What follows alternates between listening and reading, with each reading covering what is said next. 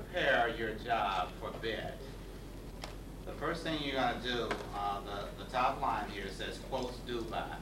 The vendor needs to know what day, what time to get the quotes back to you. The next line over is the work order number. You're not going to use that until you make the award, so you leave that blank. Can we write on these? Yeah, the ones I passed out, I passed, those. Yeah, those were samples for you to write on. The one, I left the other ones in your book, but the 3 items that I gave you can write on. Yes, sir, James? You said the work order number you can leave blank, but if I want to keep track of the quotes that I'm sending out, I need some kind of numbering system. Well, yeah, you will have a numbering system, but you're not going to put it on there until you get ready to award it to the low bidder.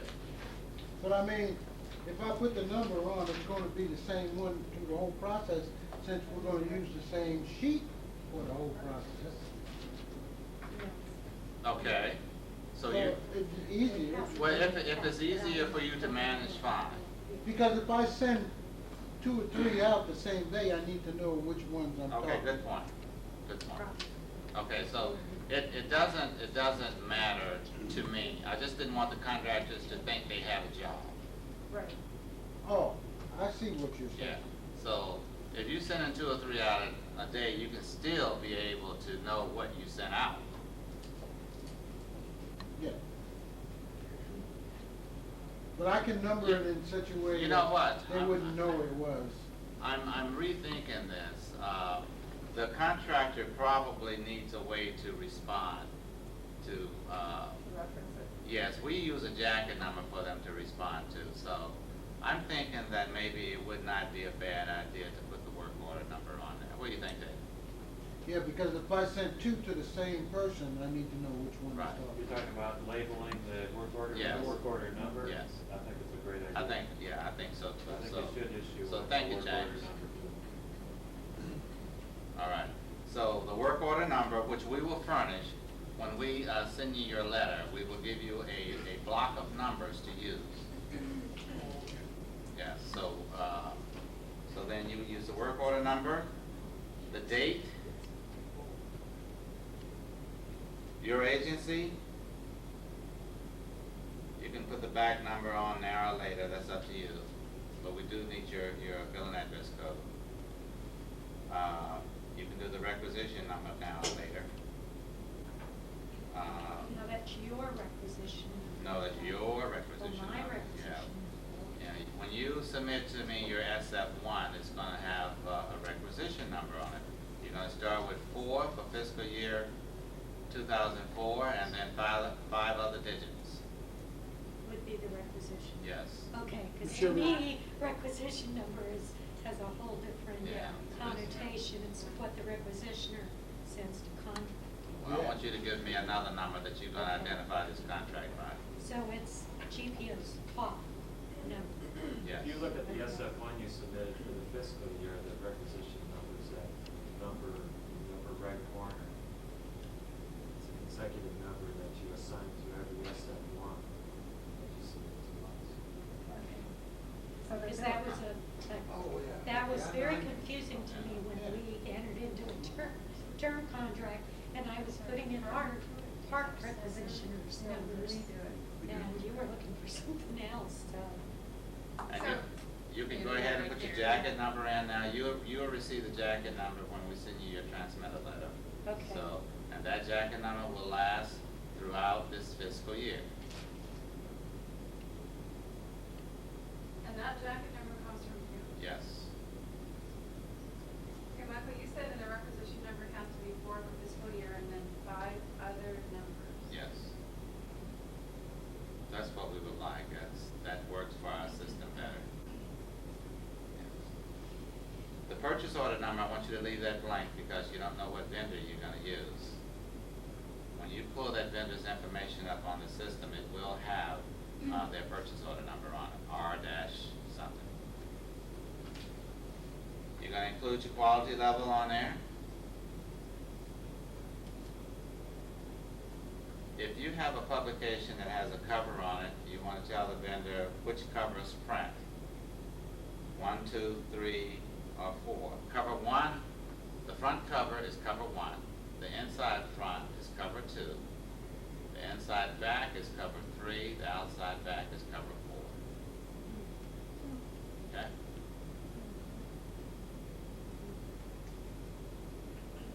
The next slide is the quantity that you're asking for. The next line you're going to leave completely blank because this is the contractor's name. You won't know that until you are prepared to make the award. The next line is the title of your product.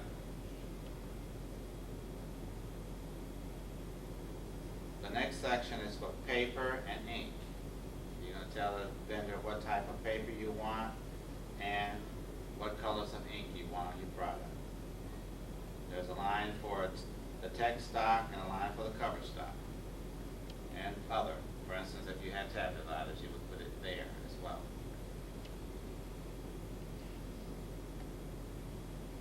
Okay, the next line is for the number of text pages, including blanks. So if you have a 12-page product and 11 of those pages print, you're going to put 12 pages there.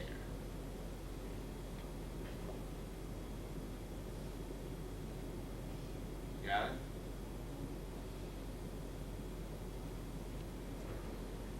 It's eerily quiet. The next slide is for a cut sheet form or a fold-in. Are you familiar with what a fold-in is? No. A fold-in is an oversized sheet that's in a pamphlet. If this, you have a 8.5 by 11 form, and then this one sheet folds out to 17 inches, and then it folds back into the book. So we call that a fold-in. You may order just a fold-in, or you may order 500 of these cut sheet forms. So if a form or a fold-in is one side only, and you're ordering one, in this block you would put 1. You're going to have one form, face only, 500 copies.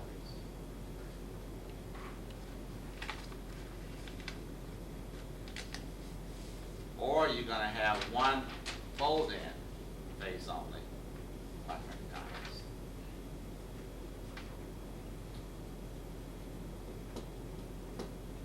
The next block is for the same product that prints 2 sides, face and back.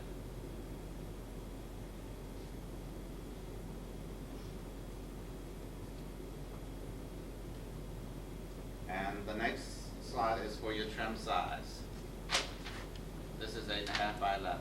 This is your finished size. Your finished size here is 4 by 9. Even though it comes out here, you're going to fold it down to 4 by 9.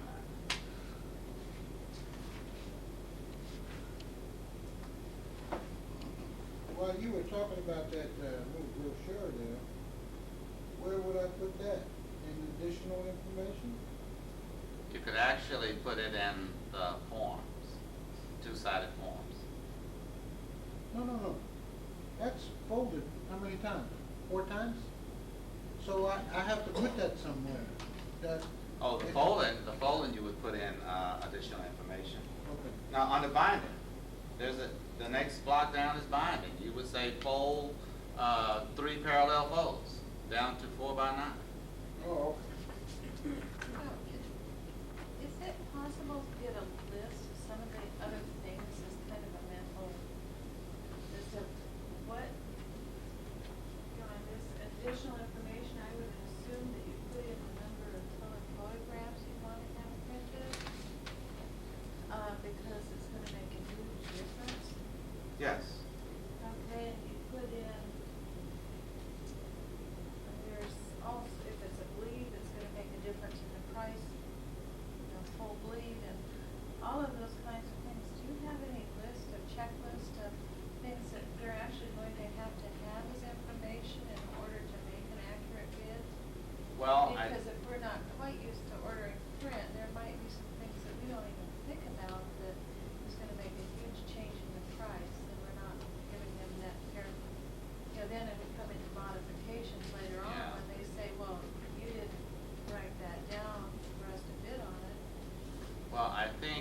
we don't have what you're asking for, but I think the reason that we don't have it is because this is a simplified purchase. If you get into so many detailed specs, then, you know, you may have a problem on this form. However, if you know that it's gonna bleed 4 sides, tell them it's gonna bleed 4 sides. If you know that you're gonna have to do some traps on here, tell them that. If you know that you're not furnishing the fonts, tell the vendor that. So you're gonna have to do a lot of work on a product that has a lot of intricacies in it. But since it's not something we are used to doing up to this point, and we tell you guys, I think you have handled some of that extra stuff on our plunge course or help us with that. But since we're a little more on our own, is there just something that you can provide that they routinely bill for that we might not be thinking is something we would bill Like for? an attached checklist. Well, if we were gonna do that job for you, what would you furnish to us if we were going to buy that job for you? I'd probably give you the closest kind of proof that I could make and sort of a sample of how it's supposed to be constructed together. I'd probably take 2 sheets off our laser printer, piece them back to back, fold it the way I'd want it folded. Well, we have been talking about soliciting quotes from local vendors. If you're gonna do this locally, I would just have them to come over and take a look at your product. Okay, talk to their salesman. Yes. And say, ask them what they're going to bid on, because like this place that uses the direct offset 4-color process, they're not making negatives. Well, you don't ever wanna tell them, if you're not requiring negatives, if you don't want them to bring it back to you, you don't have to ask for negatives now. Yeah. You just tell them what you want, and they will produce it either direct to plate, or they'll do it with negatives. But you don't care. All you want is a good product, man. Well, and I realize that. But it would make a huge difference in the bid if you're having to do a lot of color separations on negative, because that shop only does works with negatives. But we don't care. We don't care. We don't care. All we want is that product. If they have to color separate it, that's their problem. If they can scan it and go direct to plate, all well and good. So we'll tell them what we want. We're not going to tell them how to do it. Michael? Yes. Sometimes on this binding information, I'll put a list of the original is in a flat sheet and give that dimension, and then I would list holes to finish size of, and that gives a dimension of the page size that they're gonna have to spec, as well as that I need it folded. When I told you a minute ago that this was 4 by 9, Glenn is absolutely right. This is 8.5 by 14, and then fold down to 4 by 9. Is that what you're speaking of? Yes. Sarah? They need to know what kind of a parent sheet Yes. to bid on. Well, not necessarily the parent sheet. They need to know what the trim overall size. trim Yeah, size. trim size. Yeah. I guess I have a question as to when does it get too complicated that it would be best for us to do the job rather than show it to, like, say, your 3 low bidders, and when they look at it, they might be bidding on 3 different things and it's not specified. It's getting too complicated on this job here. Yeah, I just wouldn't it possibly with not a level playing field if they're just deciding that? Yeah. I think it's going to depend upon your comfort level too. Okay, If you yeah. have a lot of experience and you're comfortable writing a more complicated specification, the vendors will bid on that specification. And I think you can take it as far as you want to go, up to $2,500. Now, if you invite them to come over to your office to look at the product, don't invite them to come over at the same time.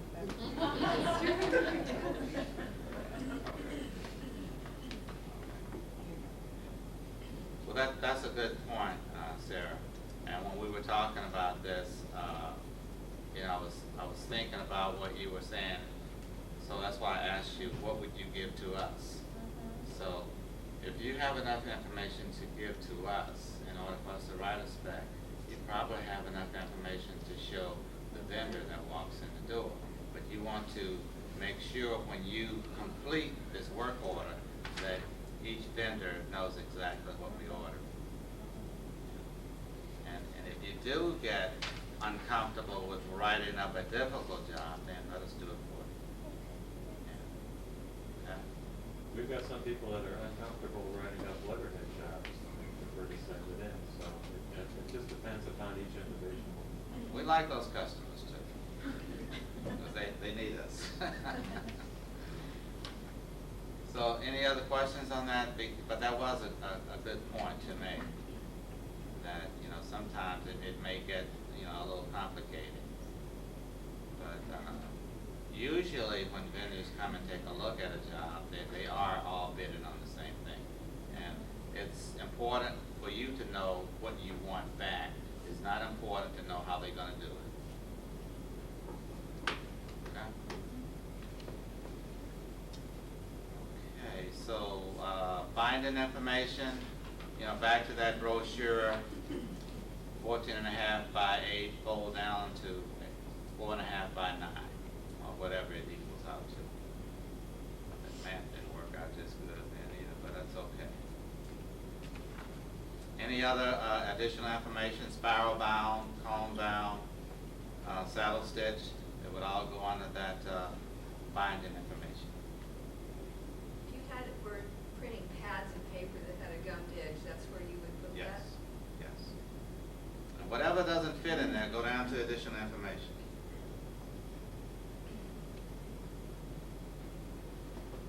Any questions on binding?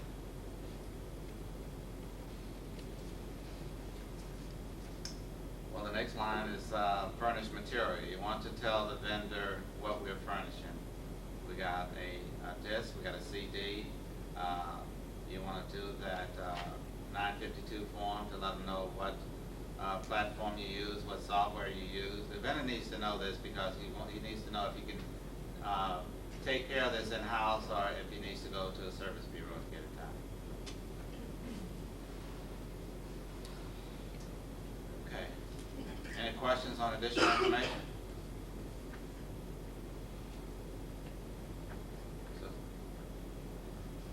Okay, the next line down is superintendent of documents.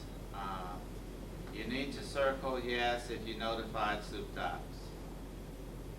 If SupDocs come back and they want 716 copies of whatever you're producing, you put that quantity there.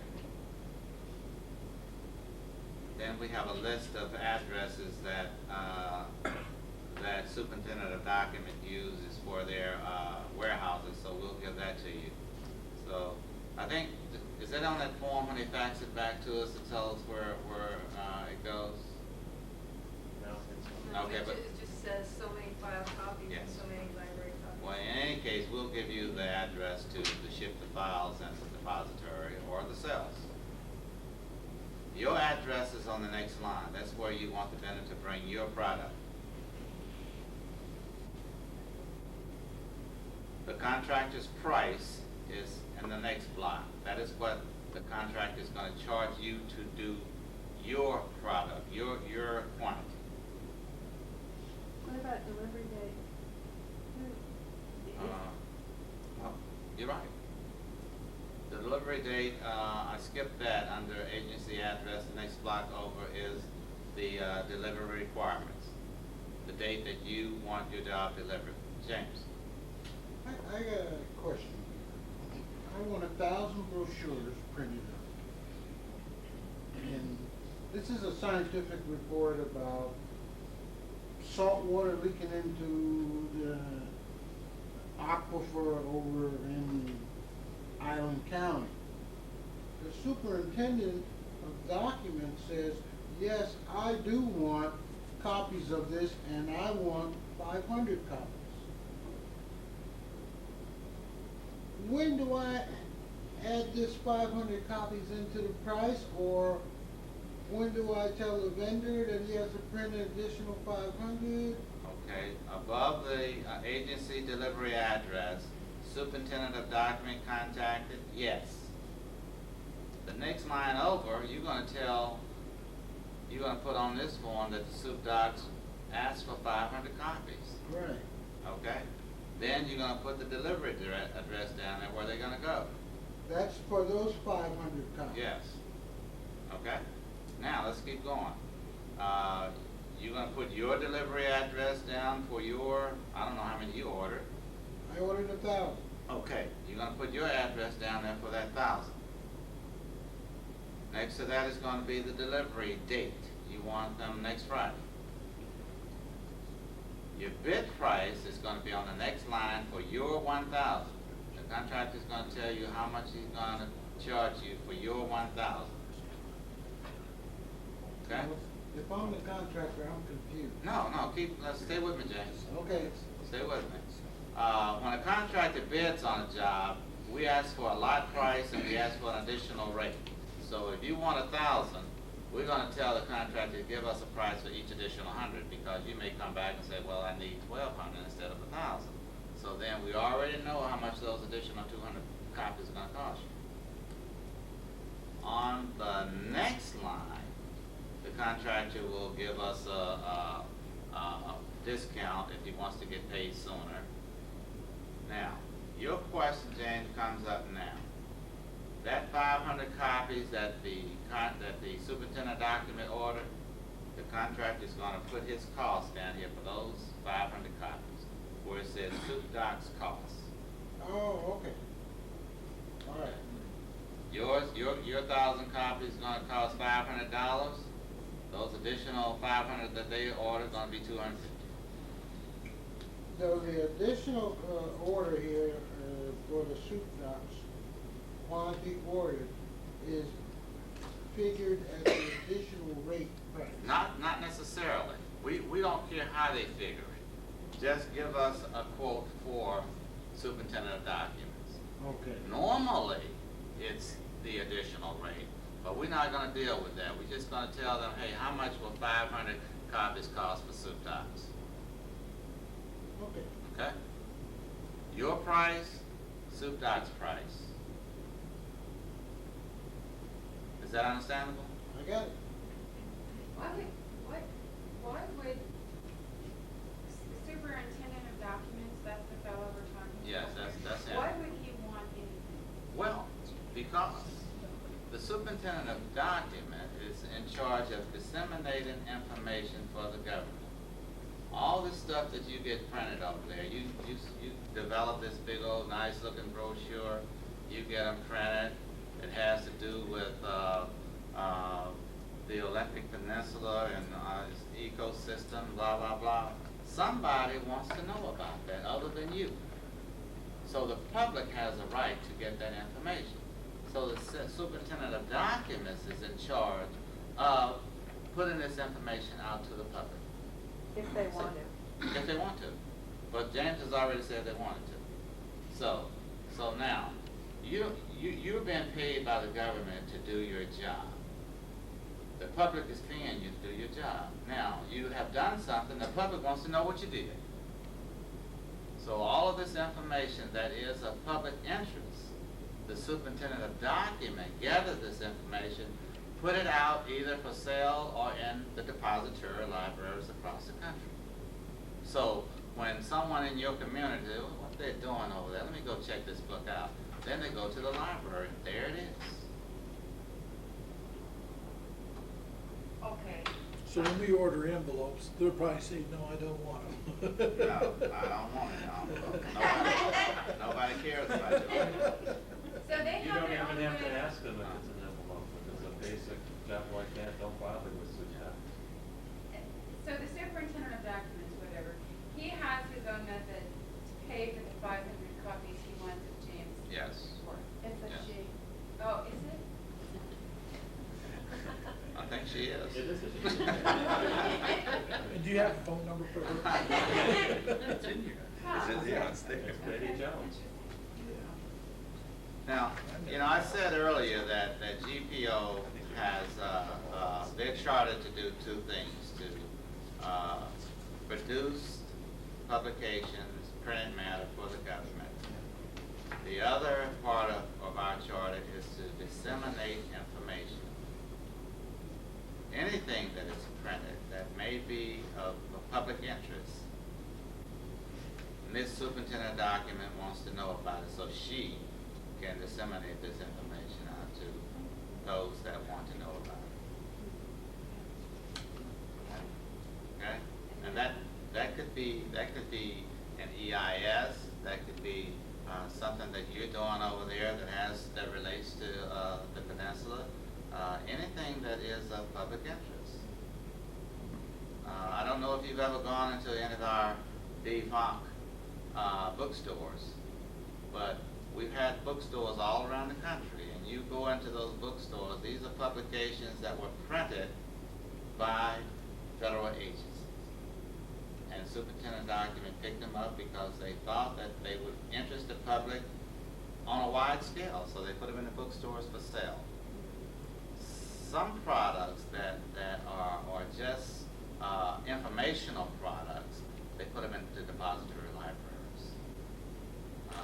We have contracted libraries all across the country, specifically here at UW, the Seattle City Library.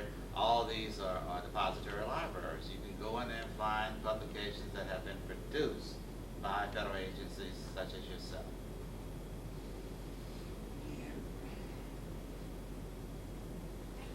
So you've been doing this all the time then, huh? Since this is a new thing, but like, if I was to go to you for a publication, you would go ahead and notify her. Oh, yeah. If you didn't do it, we would. You're supposed to do it. You're supposed to use this form, wherever this form is, this 3868. Before I get your product, you're supposed to go out and query Soup Docs. You're supposed to go out and say, hey, I intend to publish this book. Do you want copies of it? You're going to put the title on it. You're going to put a brief description on it. And Ms. Superintendent Documents, with her smart stuff, she's going to look down here and say, hey, I want this. There's the acquisition section back there reviews these intent to publish forms and try to determine by the nature of what you say on there if this should go out to the public. When you don't do it, we do it. When we get it into our office and see that this form is not attached, that it has not gone through Soup Docs, then we do it. We look at these publications and we know too that possibly this should go through Soup Docs, and that's what we do. Something like this that's an informational brochure for people looking for work with the observer program. Is this something that they might be interested in? Very possible. Very possible. Yeah. So we talked about this morning, but Frank, you were not here. Bob, you weren't here. Joan, you weren't here. So this is a good time too to go back over the Soup Docs. Does everyone understand what's required? Is there a special form? Yes. Is it in this book? Yes, yes it is. The Soup Doc Let's see here. You know, they used to be stricter about requiring the 3868 form, but nowadays they'll take it on an SF1 as long as the title and your name and phone number are on there. They seem to be pretty happy with that. Betty Jones's phone number and fax number is in your booklet, and you can certainly talk to her and discuss it with her, and she might even take it verbally.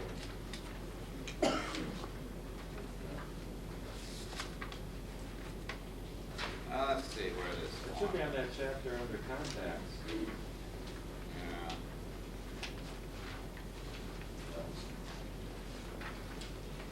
No? Okay.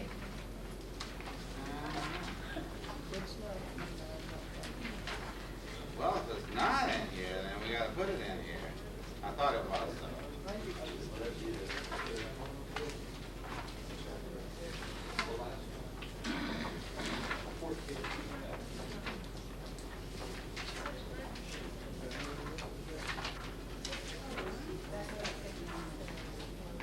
Did we find it yet? 3 pages before the SPA work order? So that's just the context. It's also way in the back, the fourth page in the back, in the last chapter.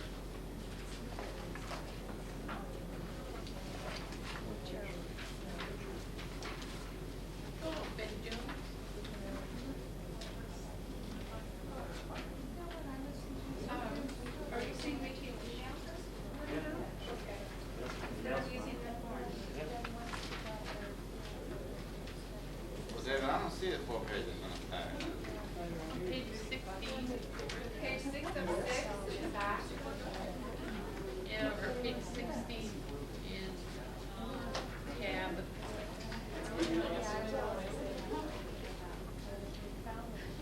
Oh, I'll look at the form itself. Yeah. I don't think you're right, I don't think the form is in there. Okay. It's also available I don't think we put it in there online. because it requires it. Someone had a book this morning. Pardon me? And they're really not responsive. Did you have another book this morning that had that form in it? This is the one that I brought on the front. All right. Well, in any case, we'll get you a copy of that form. It's Form 3868. And it's also on the website. Under the, that page that has forms we offer. Right. Do you have some in your office, Michael? Yes, I do.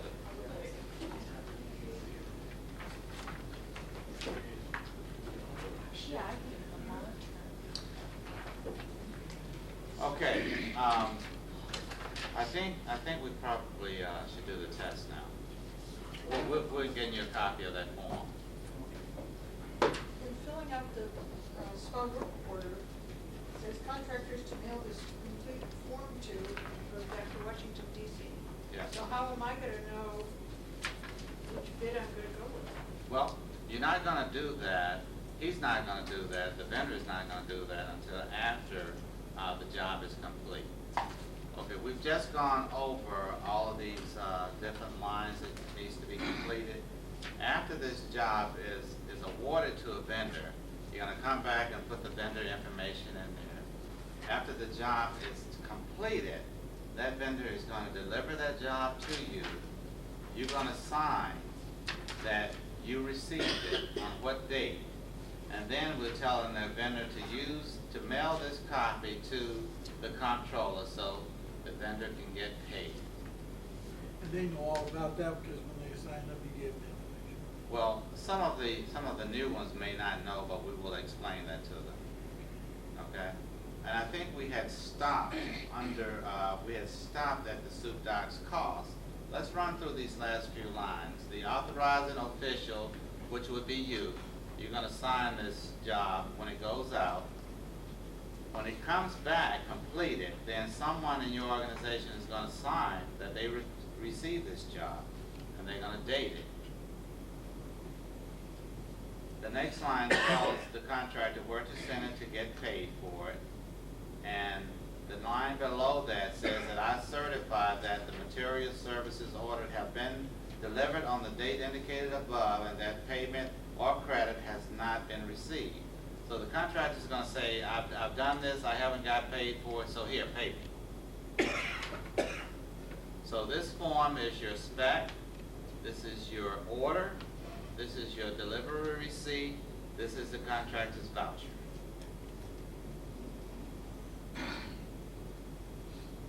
Okay, so, Yes. can I do this now?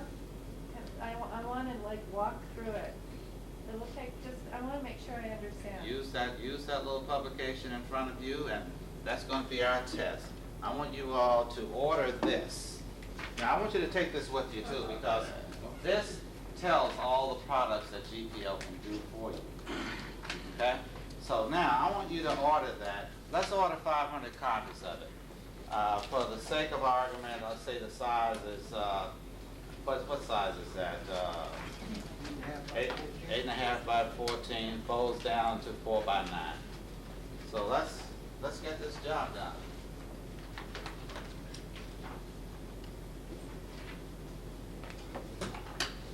I can breathe now while you all take this test. Every time I tried to get some feedback, you wouldn't give it. Well, you got it. I finally listened to you. Thank you so much. You're welcome. No, I'm spa work order, because I just rubbed all over mine. You can use mine. Is this considered? Here.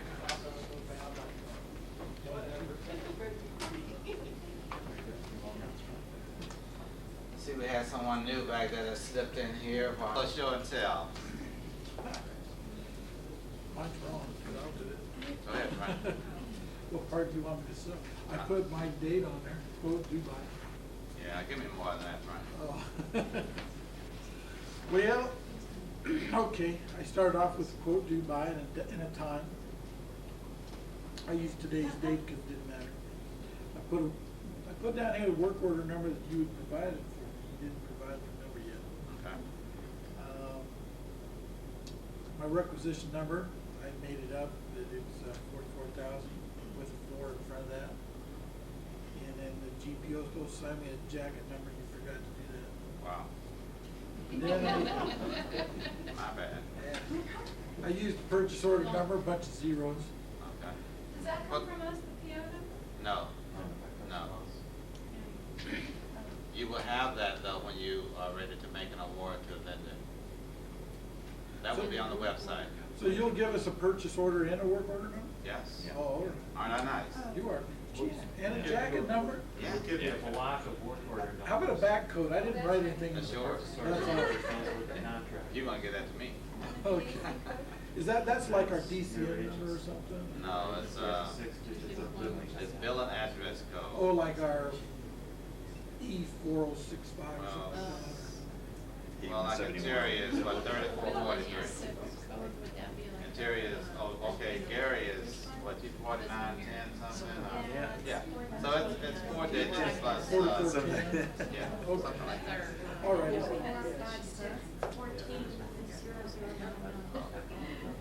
Okay, Gary on, Frank.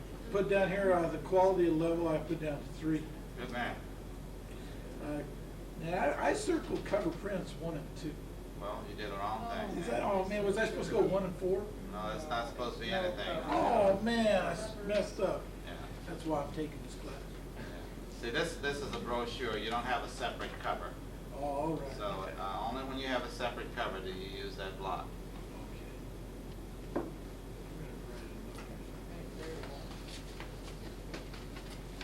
Okay. I put down a quantity was gonna be 500. Went to Joe's Printing. I made up a state code and a contractor's code.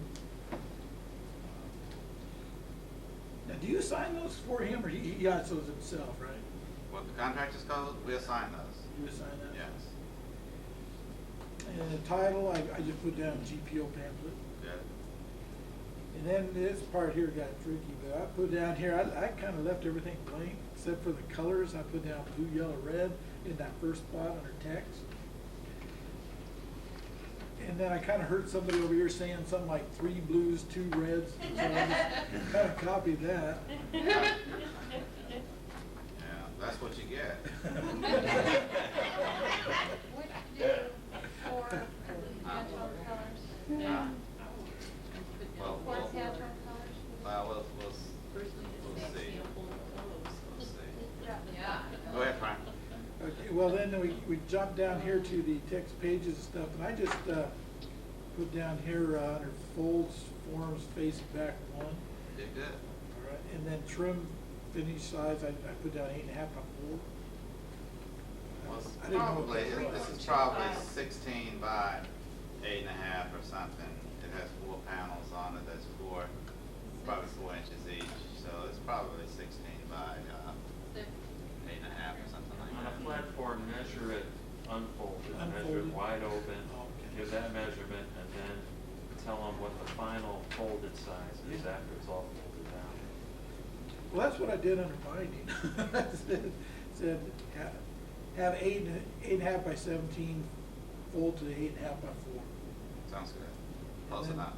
Under furnished materials, it said provide a sample of what I want. Close enough.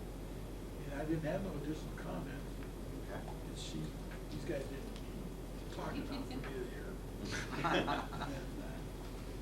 I notified the superintendent of documents, but they didn't want anything that I had. I'm not surprised.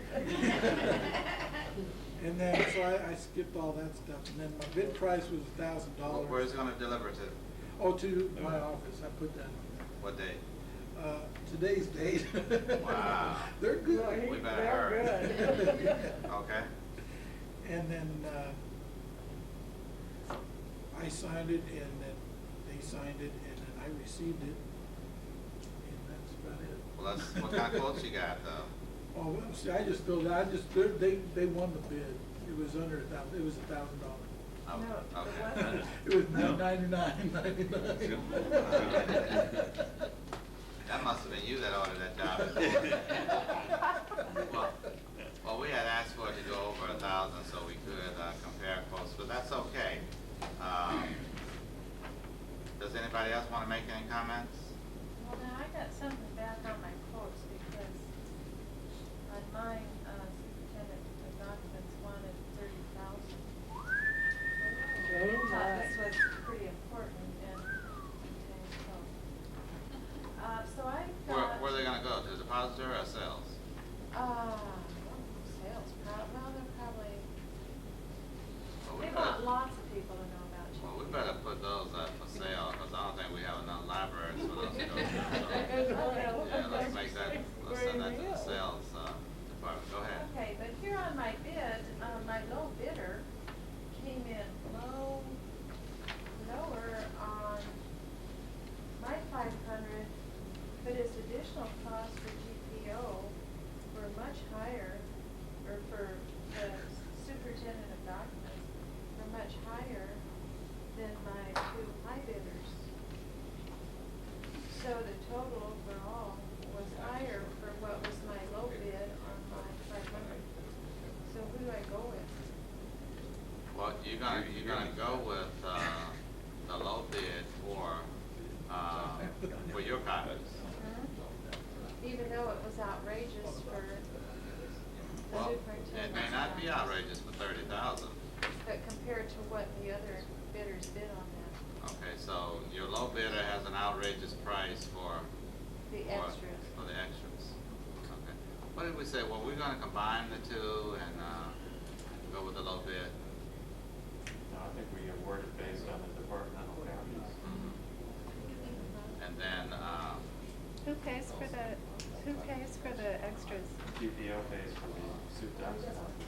Oh, so they're trying to rip us off for the soup docs copies. Okay. Well, thanks for making some additional work for us. Then. So, does it exceed their additional rate? Does the unit rate for soup docs exceed the additional rate that they quoted? No, well, for that one. I'm just saying that there's the total is much higher. I think you answered my question. Okay.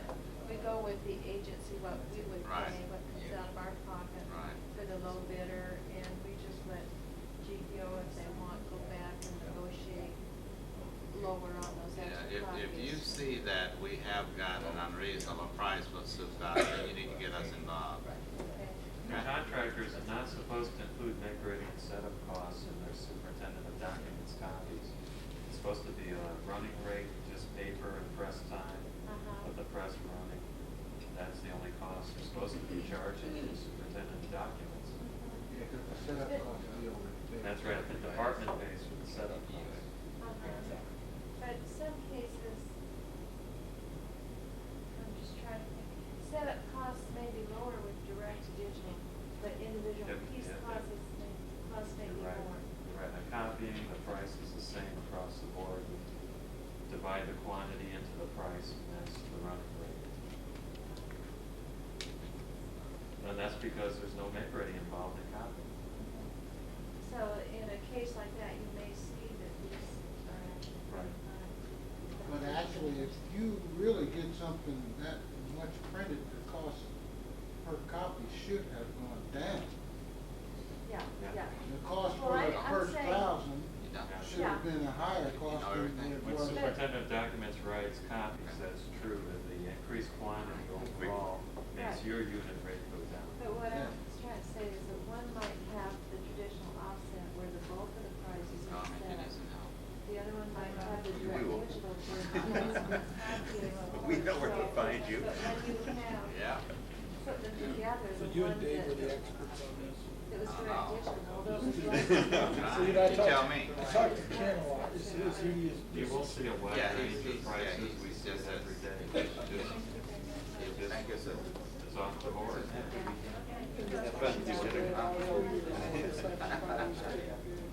Thank you. This is called threefold, right? Well, that's called, this is accordion fold. Accordion fold? Yes. It's 3 parallel folds, accordion style. And I always say with the title out, because you could fold it another way, still accordion, and the title page would be out.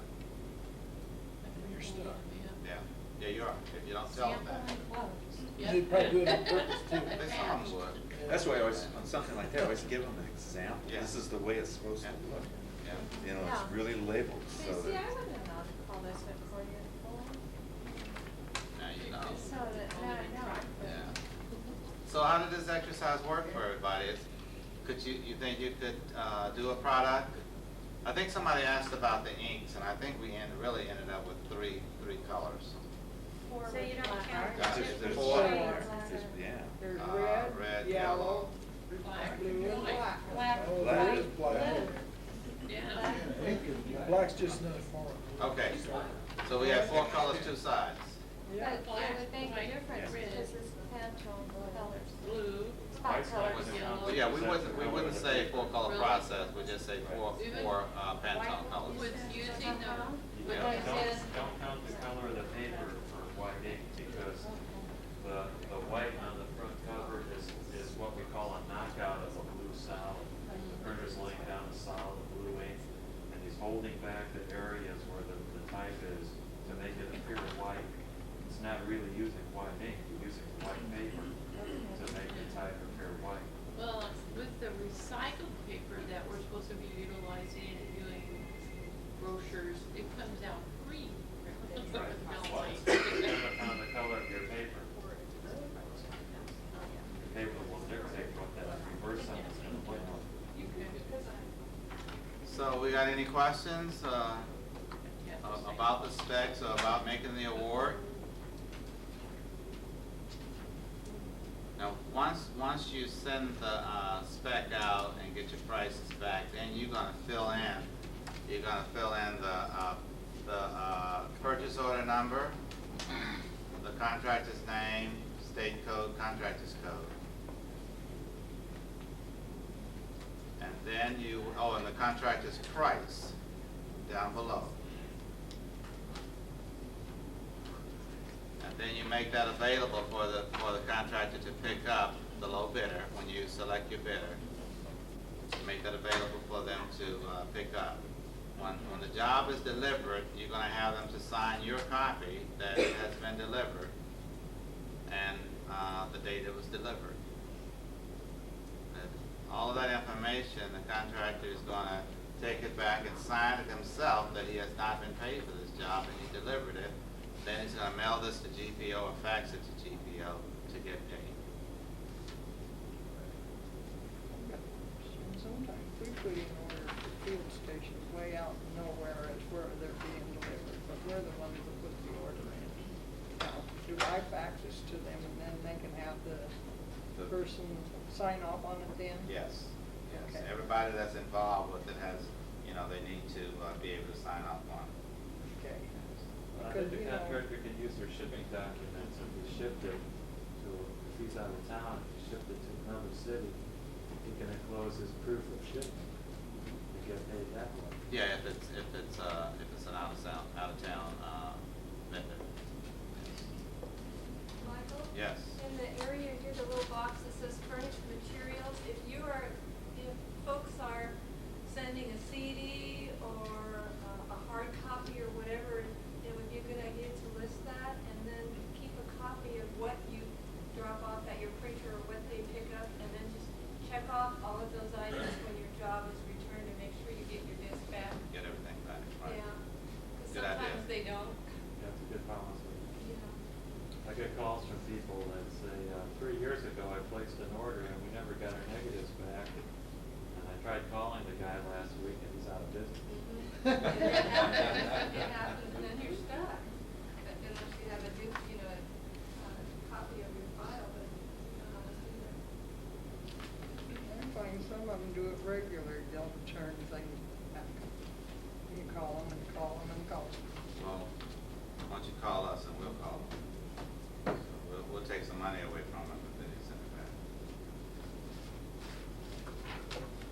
So, how we doing? Everybody ready? Yeah. Test two? Ready. No, I Oh. just. Oh, wait, you don't need any more tests. All right. You already copied everything you needed to know. We're gonna never copy again, so what do you think? You have any questions? Do you think this would be beneficial to you? Yo, I think so. Oh, Curious. On some of these things, isn't there a little number that GPO has the printers print for Yes. a document number? The that jacket goes number. and doesn't that go on some of those? How do we deal with that? Well, if you want the vendor to put your, put the jacket number on there, you would tell them to, include the jacket number on the last printed page. That would be your jacket number / the print order number. And the year. And what purpose is that? Why Well, do you that's do to that? track jobs. For instance, if you're gone away from that job, somebody else comes in, they see that number on there, they can call us, say, hey, we had this printed, what happened? Mhm. So then all we have to do is go back and find the file. Okay. Yeah. So that's how that gets there. You tell the printer Yes. to add jacket number. Mhm. Thank you. All right. Did everyone, sign the sign-up sheet or the attendance sheet? Is that, did we get on that?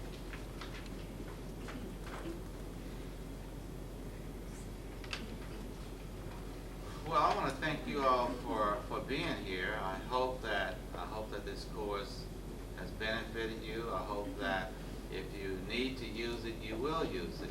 Well, first of all, I hope that I get the SF1s from you so you can use it. So that will be the process. You would send that to us. We will send you the MOA. You send the MOA back to us along with your list of names. And we're in business. Find the vendors that you want to do business with. Give them a copy of that solicitation in your binder, and they can take a look at that, send us back the last 2 pages, and they're in business. So the solicitation is on our website. If they go to Seattle under business and contracting opportunities, and go to Seattle, they'll be able to see the 1045 head contract right there. So they can generate a copy of their own. And that information is on the front of the solicitation as well. Tell them how to get to the website. So, well, thanks again, everybody. And if we don't have any more questions, I'll let you go and have a nice weekend. Yes. So you will email out the addresses or the vendors list that are already signed up? Yeah, for the moment, that's how we're doing it.